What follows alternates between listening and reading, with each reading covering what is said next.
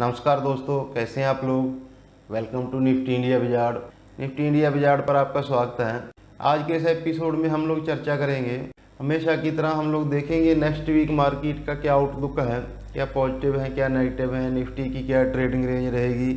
Last week के data को analyse करेंगे, पॉजिटिव और नेगेटिव को एनालाइज करेंगे। सबको एनालाइज करने के बाद एक व्यू बनाने की कोशिश करेंगे कि मार्केट किस ट्रैजेक्टरी में, किस रेंज में ट्रेड कर सकता है। हमेशा की तरह हम ये सब चीज़ों को कैलकुलेट करेंगे। तो चलिए दोस्तों शुरू करते हैं।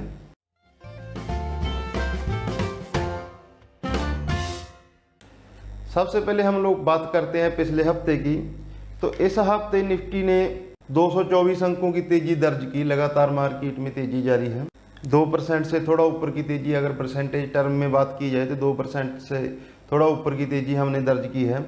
तो इस हफ्ते हमने हाई लगाया है 10,631 का और लो लगाया है 10,223 का।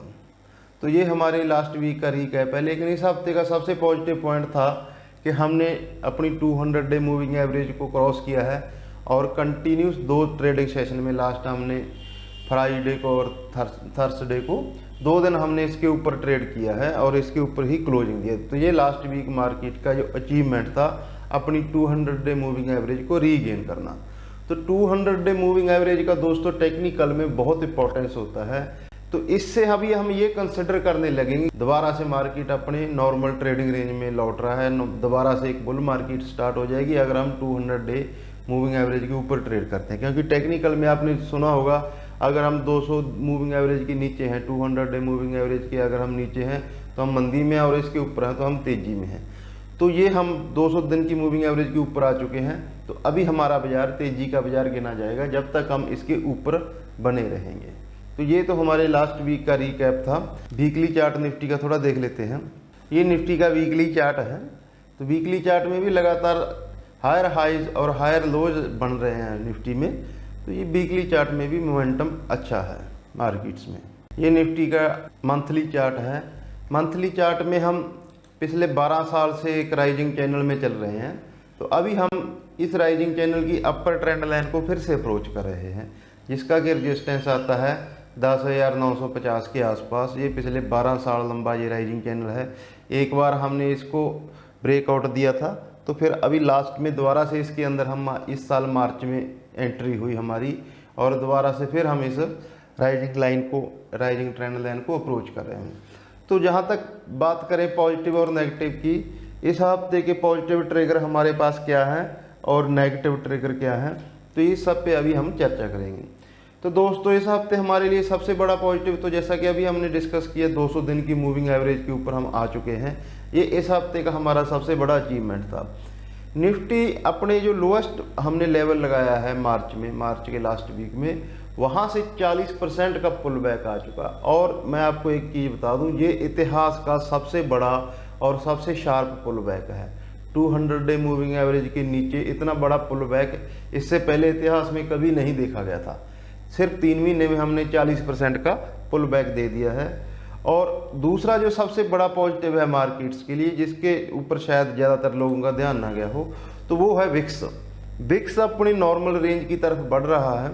अभी हमने जो हमारी लास्ट ईयर जनरल इलेक्शन हुए थे, उसका जो हाई था लगभग 28 के आसपास था, तो अभी हम उसके नीचे आ गए हैं। और ये इसकी विक्स की जो नॉर्मल ट्रेडिंग रेंज रहती है, नीचे 10 और ऊपर 20 पॉइंट का, तो इसके पास आने की विक्स कोशिश कर रहा है और कंटिन्यूस विक्स कम हो रहा है। ये मार्केट के लिए एक अच्छा पॉजिटिव सिग्नल है। आईवी कम हो रही हैं, ऑप्शन के प्राइस कम हो रहे हैं, लोगों को हेजिंग करने में, ट्रेडिंग करने में आसानी रहेगी। और तीसरा जो सबसे बड़ा ट्रिगर है मार्केट्स के लिए, जो लास्ट सबसे बड़ा ट्रिगर है, वो यूएस मार्केट्स में लगातार रैली हो रही है। पूरे ग्लोबल मार्केट्स में रैली चल रही है, तो उसका डेफिनेटली हमें, हमारे बाज़ारों को भी फ़ायदा मिल रहा है। अगर हम अभी बात करें नेगेटिव की, इस मार्केट में नेगेटिविटी क्या है, क्या नेगेटिव ट्रिगर है नेक्स्ट वीक के लिए, क्या ऐसे पॉइंट्स हैं जिससे हमारे को रेजिस्टेंस मिल सकता है, हमें ऐसा लगता है कि मार्केट यहाँ अटक सकता है। ऐसे कुछ डाटा पॉइंट्स भी निकल के आ रहे हैं, हर चीज़ यहाँ पॉजिटिव नहीं है। तो एक तो सबसे बड़ा जो नेगेटिव है नेक्स्ट वीक के लिए, वो है निफ्टी की 200 डे वीकली मूविंग एवरेज और 50 डे वीकली मूविंग एवरेज, दोनों 10,600 पे आ रहे हैं। और इसीलिए हमने पिछले 2 दिन में 10,600 पे रेजिस्टेंस दिया है। तो तो ये निफ्टी की वीकली 200 डे मूविंग एवरेज है जो 10,600 पे आ रही है, और वीकली 50 डे मूविंग एवरेज है, 50 वीक सॉरी मूविंग एवरेज है, ये भी 10,600 पे आ रही है। ये क्यों मैं ऐसा बोल रहा हूँ कि ये नेगेटिव है मार्केट के लिए, क्योंकि जो इसका रिफ्लेक्शन है वो हमारे ऑप्शन डाटा में भी दिख रहा है। ये हमारा ऑप्शन डाटा है नेक्स्ट वीक की एक्सपायरी का।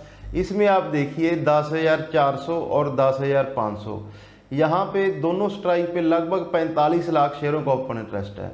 तो ऊपर अगर देखा जाए 10,600 और 10,700, यहाँ पर भी 45 लाख शेयरों का ओपन इंटरेस्ट है। तो बहुत सारे लोग इस मार्केट में अभी ऐसा मान रहे हैं कि शायद हम इस ट्रेंड लाइन के, इस जो मूविंग एवरेज के ऊपर हम रेजिस्टेंस ले सकते हैं। और पिछले 2 दिनों में मार्केट में हुआ भी ऐसा है कि मार्केट ने इस पॉइंट पे आगे रेजिस्टेंस लिया है। दूसरा जो नेगेटिव है, क्यों लोग ऐसा मान रहे हैं, क्यों अगर तेजी के बाजार में भी ऊपर ओपन इंटरेस्ट सेम ऐड हुआ है, तो वो है हमारे मिड कैप इंडेक्स की अंडर परफॉर्मेंस मार्केट को लेके। पिछले कुछ हफ्तों से mid cap index out perform कर रहा था, लेकिन इस हफ्ते अगर आपने ध्यान दिया हो तो ब्रॉडर मार्केट उतना मजबूत नहीं था और हमारा एडवांस डिक्लाइन रेशो लगभग पूरा हफ्ता या तो फ्लैट रहा या नेगेटिव रहा। तो एडवांस डिक्लाइन रेशो ये देखिए, कल भी हमारे शुक्रवार को गिरने वाले शेयरों से ज़्यादा बढ़ने वाले शेयरों की गिनती कम थी। तो ये आपको ध्यान रखना है, ब्रॉडर मार्केट अंडर परफॉर्म कर रही है। निफ्टी जहाँ इस हफ्ते 2% से ऊपर बढ़ा है, तो वहीं मिड कैप इंडेक्स आधा % भी नहीं बढ़ा है, 0.45% की उसमें तेजी आई है मिड कैप इंडेक्स में। तो जो ब्रॉडर मार्केट ने इस बार निफ्टी को अंडर परफॉर्म किया है। तो आप ये लोग ध्यान रखना कि मार्केट्स कभी भी ब्रॉडर मार्केट को लेके ही निफ्टी आगे बढ़ पाता है, वो अकेला नहीं बढ़ता है। तो या तो ब्रॉडर मार्केट को नेक्स्ट वीक परफॉर्म करना पड़ेगा और या निफ्टी को अंडर परफॉर्म करेगा, तो दोनों में एक चीज़ होगी। तीसरा जो नेगेटिव है मार्केट के लिए दोस्तों, वो है कोरोना के फ्रंट पे। कोरोना के केसेज लगातार बढ़ रहे हैं, हमारे देश में भी 6 लाख केसेज हो चुके हैं। तो ये एक नेगेटिव है मार्केट्स के लिए, जिसकी वजह से इतनी बड़ी करेक्शन आई। ये आगे भी अपना इम्पैक्ट मार्केट में डाल सकता है। इस बात पे भी आप हम लोग नज़र बना के रखेंगे। और अगला जो नेगेटिव पॉइंट है मार्केट्स के लिए, वो है इंडिया और चाइना के बीच में टेंशन चल रही है। जैसे शुक्रवार को आपने देखा होगा, हमारे प्राइम मिनिस्टर ने लेह का दौरा किया, बहुत सारी एप्लीकेशन पे हम लोगों ने रोक लगा दी। तो हमारे तरफ से काफ़ी एक्शन लिए जा रहे हैं। तो अगर कोई चाइना काउंटर कार्रवाई करता है तो वो भी हमारे मार्केट्स को इम्पैक्ट कर सकती है। तो वो भी एक नेगेटिव पॉइंट है। जो 5वां नेगेटिव पॉइंट है हमारे लिए, वो है कैश आउटफ्लो। मार्केट में पिछले 2 हफ्ते से कैश, जो इंस्टीट्यूशनल कैश है, वो आउटफ्लो हो रहा है। इस हफ्ते भी हमारी मार्केट से कैश आउटफ्लो हुआ है। ये देखिए, हमारे इस हफ्ते एफआई ने 5,332 करोड़ की सेलिंग की है और डीआईजी ने 5,040 करोड़ की बाइंग की है। तो नेट हमारी मार्केट से कैश आउटफ्लो है। तो जो एफआई की सेलिंग है वो इस हफ्ते भी ज़्यादा रही है। तो ये भी हम लोगों को ध्यान रखना है कि मार्केट में नेट कैश नहीं है। इंस्टीट्यूशनल की अगर बात की जाए सिर्फ, तो इंस्टीट्यूशनल का नेट कैश मार्केट में है नहीं। तो लास्ट वीक दोस्तों आपको याद होगा, हमने जब मार्केट का एनालिसिस किया था, ये लास्ट वीक का वो हमारी ट्रेडिंग रेंज है। तो उस समय पिछले शुक्रवार को अमेरिकी बाजारों में 800 पॉइंट की कमजोरी थी और एसजीएक्स निफ्टी हमारा 2% नीचे ट्रेड कर रहा था। पिछले शुक्रवार को जब हमने अपना सेटअप पेश किया था, उस समय हमने ये बात आप लोगों को बताई थी कि मार्केट में घबराने की ज़रूरत नहीं है, मार्केट में ऐसे इंडिकेशन बन रहा है। हालांकि हमने ये रेंज निर्धारित किया था 100 डे मूविंग एवरेज और 200 डे मूविंग एवरेज, लेकिन साथ ही हमने ये बताया था कि ऐसे हफ्ते कुछ ऐसे डाटा पॉइंट्स बन रहे हैं जिससे हम अपनी 200 डे मूविंग एवरेज को सरपास कर सकते हैं, इसको क्रॉस कर सकते हैं। और ऊपर का जो हमने टारगेट दिया था वो दिया था 10,650। हमारा लास्ट वीक का सेटअप आप चेक कर सकते हैं। तो हमने जो ऊपर का टारगेट दिया था वो 10,650 और इस हफ्ते निफ्टी ने जो हाई लगाया है वो लगाया है 10,631 का। तो ऑलमोस्ट हमने लास्ट वीक के जो हमारे एनालिस्ट थे सेम उसके अनुसार निफ्टी ने ट्रेड किया है। तो इस हफ्ते हमारी मार्केट्स की क्या ट्रेडिंग रेंज रहेगी, किस रेंज में हम लोग ट्रेड करेंगे, उस पर हम लोग चर्चा कर लेते हैं। तो इस हफ्ते दोस्तों जो मैंने मार्केट की ट्रेडिंग रेंज निकाली है वो निकाली है 10,500 और 10,850। हमने थोड़ा और ऊपर के दायरे खुल रहे हैं हमारे मार्केट्स में। अगर हम 200 डे मूविंग एवरेज के ऊपर सस्टेन करेंगे तो हमारे लिए 11,000 का जो दरवाजा है वो खुल चुका है, जब तक हम इसके ऊपर ट्रेड करेंगे। तो 10,850 का रजिस्टेंस मैंने क्यों लिया है उसको भी हम एक बार चेक करेंगे कि 10,850 पे क्यों हम लोग रजिस्टेंस ले सकते हैं। तो ये हमारा एक गैप एरिया है, जब मार्च में हमारे मार्केट्स ने गिरना स्टार्ट किया तो यहाँ पे एक गैप बना था 70 और 80 पॉइंट का, ऊपर 10,750 और नीचे 10,850। तो ये 170 पॉइंट का जो एरिया है ये हमारे लिए इस हफ्ते रजिस्टेंस का काम करेगा। ये हमारे लिए इस हफ्ते रजिस्टेंस पॉइंट है निफ्टी में। तो ये एक पॉइंट हो गया हमारे लिए दोस्तों। दूसरा पॉइंट हो गया ये हमारा जो मंथली चार्ट है। मंथली चार्ट में भी हम 10,900, ये हमारा जो राइजिंग चैनल एक चल रहा है मार्केट्स में, तो इसका जो इस हफ्ते रजिस्टेंस बनेगा तो ये 10,900, इसको भी हम लोग एक रजिस्टेंस पॉइंट मान सकते हैं मार्केट्स के लिए। ये हमारे लिए एक रजिस्टेंस पॉइंट रहेगा इस हफ्ते। तीसरा हम लोग देख लेते हैं, ये हमारा निफ्टी का वीकली चार्ट है। वीकली चार्ट में एक ये राइजिंग ट्रेंड लाइन है और एक ये फॉलिंग ट्रेंड लाइन है।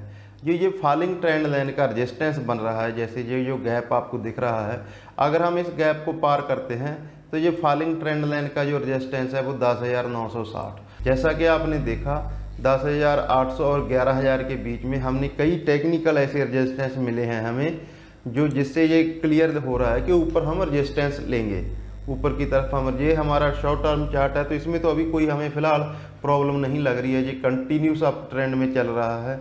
और निफ्टी का जैसे ये राइजिंग चैनल है, सेम शॉर्ट टर्म चार्ट्स पे भी एक राइजिंग चैनल में हम लोग ट्रेड कर रहे हैं, तो यहाँ पे अभी हमें कोई ऐसी दिक्कत नहीं आ रही है। लेकिन जो बड़े टाइम फ्रेम के चार्ट हैं तो वहाँ पे हमें कुछ दिक्कतें दिखाई दे रही हैं मार्केट्स में। और ये वीकली चार्ट पे अगर हम इस गैप एरिया को पार करते हैं तो 10,950 तक का हमारा रजिस्टेंस हो सकता है। और जो सपोर्ट जोन है हमारे लिए निफ्टी इस हफ्ते कहाँ सपोर्ट लेगा, तो सपोर्ट है सबसे बड़ा इस हफ्ते ये हमारी 200 डे मूविंग एवरेज। और जहाँ पे आपको ध्यान होगा 10,400 पे हम बार बार जो अटक रहे थे, वही हमारे लिए अभी सपोर्ट का काम करेगा। तो ये 10,400 पे हम इस हफ्ते सपोर्ट ले सकते हैं। तो हमारे लिए ये सपोर्ट जोन हो गई वो 10,400 और 10,500, ये हमारे लिए सपोर्ट का काम करेगी। और 10,850 और 11,000 ये हमारे लिए इस हफ्ते रेजिस्टेंस का काम करेगा। तो चलिए दोस्तों, हम सम अप कर लेते हैं इस वीक का जो हमारा एनालिसिस है। तो सारे डाटा पॉइंट्स को, पॉजिटिव और नेगेटिव को हमने डिस्कस कर लिया है। इस सब को डिस्कस करने के बाद जो हमारी रेंज निकल के आ रही है इस वीक के लिए, क्योंकि अभी हम रिजल्ट सीजन ख़त्म हो चुका है दोस्तों, कोई ट्रिगर मार्केट्स में नहीं है, तो हम ग्लोबल मार्केट्स को ज़्यादा फॉलो करेंगे। अगर कोई ग्लोबल मार्केट में ज़्यादा बड़ा डेवलपमेंट नहीं आता है तो फिर उस कंडीशन में जो हमारे मार्केट्स अपने जो ट्रेडिंग रेंज रहेगी वो रहेगी 10,500 से 10,850। नीचे जो सपोर्ट जोन है ये 200 डे मूविंग एवरेज हमारे लिए सपोर्ट जोन का काम करेगी। और ये जो गैप जोन है तो ये हमारे लिए इस वीक रेजिस्टेंस का काम करेगी। ऊपर 10,850 से 11,000 तक का ये हमारे लिए 150 पॉइंट की जो जोन है वो रेजिस्टेंस का काम करेगी। तो चलिए दोस्तों, मैं उम्मीद करता हूँ कि जो हमारी एनालिस्ट है उससे आपको आपकी ट्रेडिंग में मदद मिलती होगी।